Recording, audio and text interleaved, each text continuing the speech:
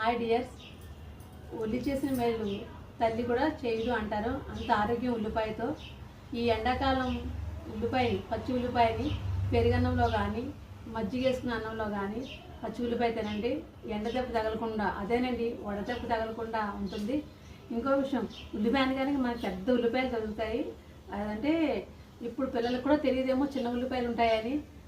మన చిన్నప్పుడు ఇంత చిన్న ఉల్లిపాయలు చూసారా, ఇంత చిన్న ఉల్లిపాయలు అమ్మవాళ్ళు కూరల్లో వాడేవారు. ఈ ఉల్లిపాయలు వల్లడానికి ఇబ్బంది అయిపోతుందని వాడటం మానేసి పెద్ద ఉల్లిపాయలు వాడుతున్నారు.